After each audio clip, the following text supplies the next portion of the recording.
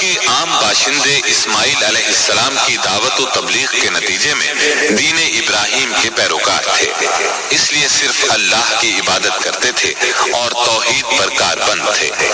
لیکن وقت گزرنے کے ساتھ ساتھ انہوں نے اللہ کے احکامات کو بھلا دیا، پھر بھی ان کے اندر توحید اور دین ابراہیمی کے کچھ آثار باقی رہے، کچھ شعائر پر وہ عمل پیرا رہے، یہاں تک کہ بنو خزاعہ کا سردار عمرو بن لحی منظر عام پر آیا۔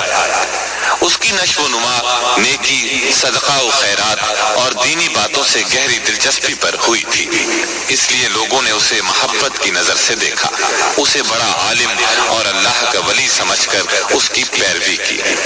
پھر اس شخص نے ملک شام کا سفر کیا، اس نے دیکھا وہاں بتوں کی پوجا ہو رہی تھی، اس نے سمجھا یہ طریقہ بھی اچھا ہے اور برحق ہے، کیونکہ ملک شام پیغمبروں کی سرزمین تھی، آسمانی کتابیں وہاں نازل ہوئی تھیں۔ چنانچہ واپسی پر وہ وہاں سے اپنے ساتھ حبل بت بھی لے آیا اور اسے خانہ کعبہ کے اندر نصب کر دیا اور اہل مکہ کو اللہ کے ساتھ شرک کی دعوت دی۔ اہل مکہ نے اس پر لبیک کہا۔ اس کے بعد بہت جلد حجاز کے باشندے بھی شامل ہو گئے، وہ بھی ان کے نقش قدم پر چل پڑے۔ اس طرح عرب میں بت پرستی کا آغاز ہوا۔ حبل کے علاوہ عرب کے قدیم ترین بتوں میں سے ایک منات تھا۔ یہ بحر احمر کے ساحل پر قدید کے قریب مشلل میں نصب تھا۔ اس کے بعد طائف میں لات نامی بت وجود میں آیا، پھر وادی نخلا میں عزا کا بت نصب کیا گیا۔ یہ تینوں عرب کے سب سے بڑے بت تھے۔ اس کے بعد حجاز کے ہر خطے میں شرک کی کثرت اور بتوں کی بھرمار ہو گئی۔ کہا جاتا ہے کہ ایک جن عمرو بن لحی کے تابع تھا، اس نے بتایا کہ قوم نوح کے بت یعنی ود، سواع، یغوث، یعوق اور نصر جدہ میں دفن ہے۔ اس اطلاع پر عمرو بن لحی جدہ گیا اور ان بتوں کو کھود نکالا، پھر ان کو تہامہ لایا اور جب حج کا زمانہ آیا تو انہیں مختلف قبائل کے حوالے کیا۔ یہ قبائل ان بتوں کو اپنے اپنے علاقوں میں لے گئے۔ اس طرح ہر قبیلے میں پھر ہر گھر میں ایک بت ہو گیا۔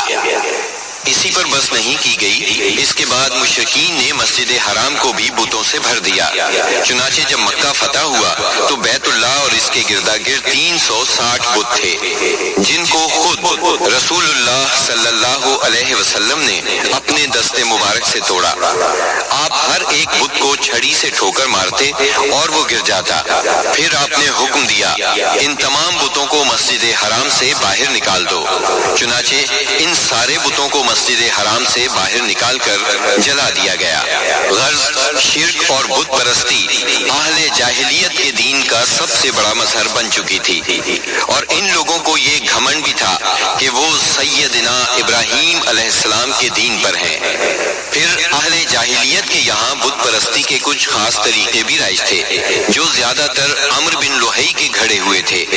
یہ جاہل لوگ سمجھتے تھے کہ عمرو بن لحی کے طریقے دین ابراہیمی میں تبدیلی نہیں بلکہ بدعت حسنہ ہیں۔ ان میں بت پرستی کی کیا کیا رسمیں رائج تھیں، اس کی تفصیل بھی سن لیں۔ نمبر 1، اس دور کے جاہل مشرک بتوں کے پاس مجاور بن کر بیٹھتے تھے، ان کی پناہ ڈھونڈتے تھے، انہیں زور زور سے پکارتے تھے، حاجت روائی اور مشکل کشائی کے لیے ان کو پکارتے تھے اور سمجھتے تھے کہ وہ اللہ سے سفارش کر کے ہماری مراد پوری کرا دیں گے۔ نمبر 2، وہ بتوں کا حج اور طواف کرتے تھے، ان کے سامنے عجز و نیاز سے پیش آتے تھے اور انہیں سجدہ کرتے تھے۔ نمبر 3، بتوں کے لیے نذرانے اور قربانیاں پیش کرتے اور قربانی کے ان جانوروں کو کبھی بتوں کے آستانوں پر لے جا کر ذبح کرتے تھے اور کبھی کسی اور جگہ ذبح کر لیتے تھے، مگر بتوں کے نام پر ذبح کرتے تھے۔ ذبح کی ان دونوں صورتوں کا ذکر اللہ تعالیٰ نے سورۃ المائدہ کی آیت نمبر 3 میں کیا ہے، یعنی وہ جانور بھی حرام ہیں جو آستانوں پر ذبح کیے گئے ہوں۔ دوسری جگہ یعنی سورہ انعام کی آیت 121 میں فرماتے ہیں وَلَا تَأْكُلُوا مِمَّا لَمْ يُذْكَرِ اسْمُ اللَّهِ عَلَيْهِ، یعنی اس جانور کا گوشت مت کھاؤ جس پر नंबर 4, बुतों का कुर्ब हासिल करने का एक तरीका यह भी था कि मुशरिकीन अपनी समझ के मुताबिक अपने खाने पीने की चीजों और अपनी खेती और चौपाई की पैदावार का एक हिस्सा बुतों के लिए खास करते थे। इस सिलसिले में उनका दिलचस्प रवाज ये था कि वो अल्लाह के लिए भी अपनी खेती और जानवरों की पैदावार का एक हिस्सा खास करते थे। फिर मुख्तलिफ असबाब की बिना पर अल्लाह का हिस्सा तो बुतों की तरफ मुंतकिल कर सकते थे, लेकिन बुतों का हिस्सा किसी भी हाल में अल्लाह की तरफ मुंतकिल नहीं कर सकते थे। इस बुरी आदत का तज़किरा भी अल्लाह ताला ने सूरह अनआम की आयत 136 में किया है।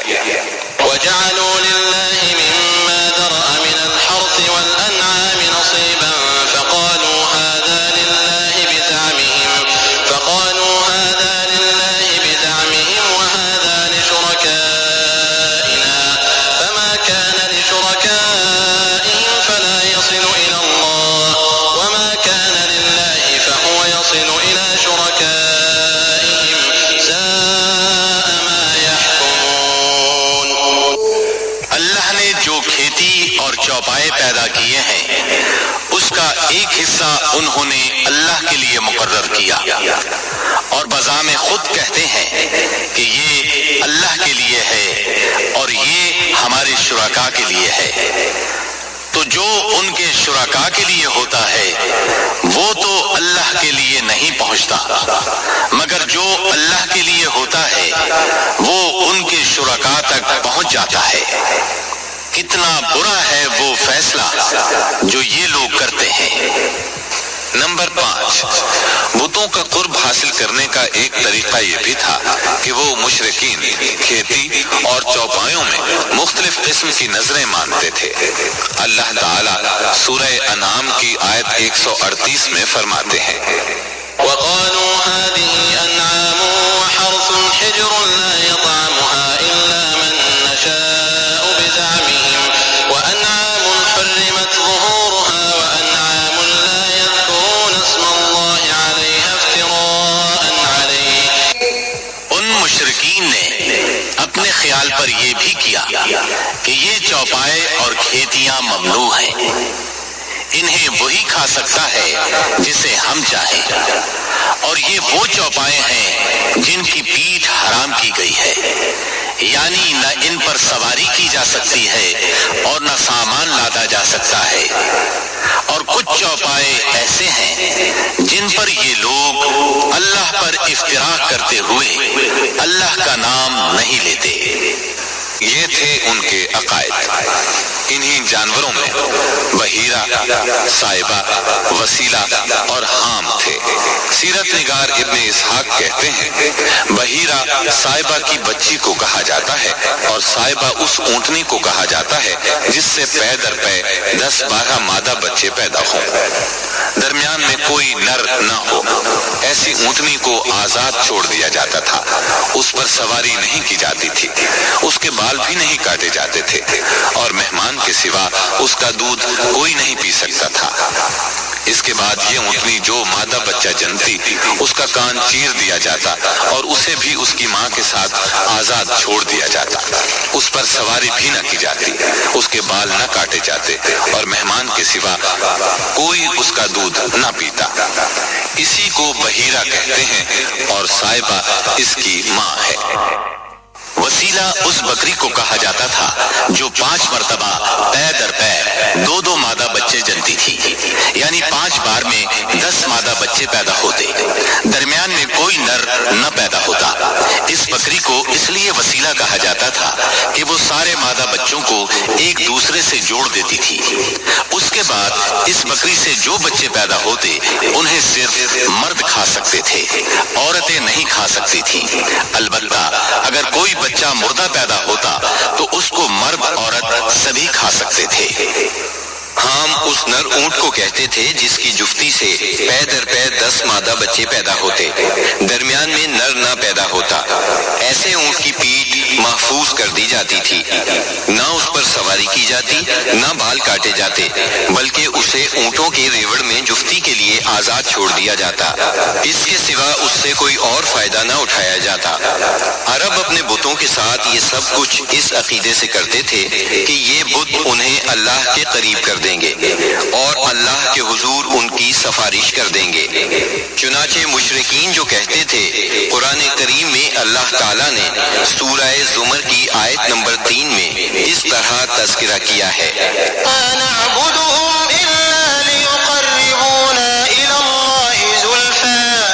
ہم ان کی عبادت صرف اس لیے کر رہے ہیں کہ وہ ہمیں اللہ کے قریب کر دیں۔ اسی طرح قرآن کریم کی سورہ یونس آیت 18 میں یہ الفاظ آئے ہیں، وَيَعْبُدُونَ مِن دُونِ اللَّهِ مَا لَا يَضُرُّهُمْ وَلَا يَنفَعُهُمْ وَيَقُولُونَ هَؤُلَاءِ شُفَعَاؤُنَا عِندَ اللَّهِ۔ یہ مشرکین اللہ کے سوا ان کی عبادت کرتے ہیں جو انہیں نہ نفع پہنچا سکیں نہ نقصان، اور کہتے ہیں کہ یہ اللہ کے پاس ہمارے سفارشی ہیں۔ مشرکین عرب کاہنوں، عرافوں اور نجومیوں کی خبروں پر بھی ایمان رکھتے تھے۔ کاہن اسے کہتے ہیں جو آنے والے واقعات کی پیش گوئی کرے اور جو چھپے ہوئے رازوں کے جاننے کا دعویٰ کرے۔ نجومی اسے کہتے ہیں جو ستاروں پر غور کر کے ان کی رفتار اور اوقات کا حساب لگا کر پتہ لگاتا ہے کہ دنیا میں آئندہ کیا حالات و واقعات پیش آئیں گے۔ ان نجومیوں کی خبروں کو ماننا دراصل ستاروں پر ایمان لانا ہے۔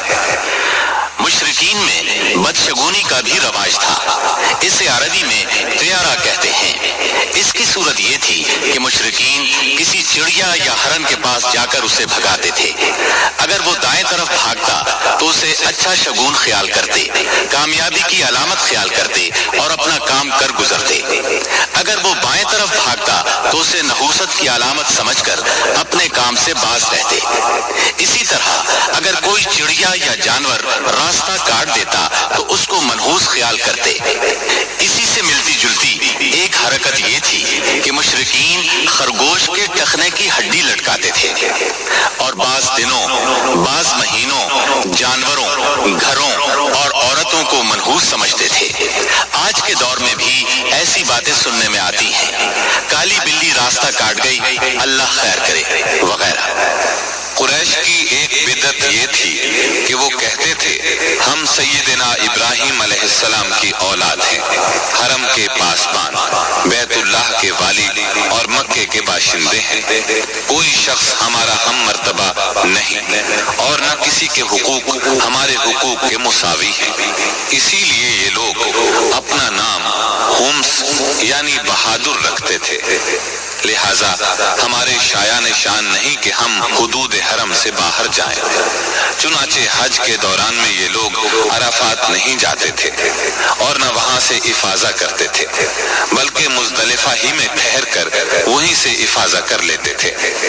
اللہ تعالیٰ نے اس بدعت کی اصلاح کرتے ہوئے سورہ بقرہ کی آیت 199 میں فرمایا، ثم افیضوا من حیث افاض الناس، یعنی تم لوگ بھی وہیں سے افاضہ کرو جہاں سے سارے لوگ افاضہ کرتے ہیں۔ ان کی ایک بدعت یہ بھی تھی کہ انہوں نے بیرون حرم کے باشندوں کو حکم دے رکھا تھا کہ وہ حرم میں آنے کے بعد پہلا طواف ہم سے حاصل کیے ہوئے کپڑوں ہی میں کریں۔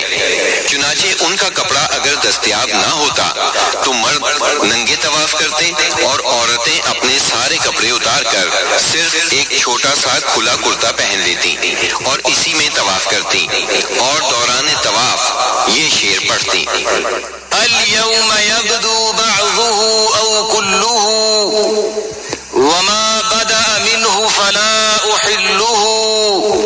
آج کچھ یا ساری شرمگاہ کھل جائے گی، لیکن جو کھل جائے میں اسے دیکھنا حلال قرار نہیں دیتی۔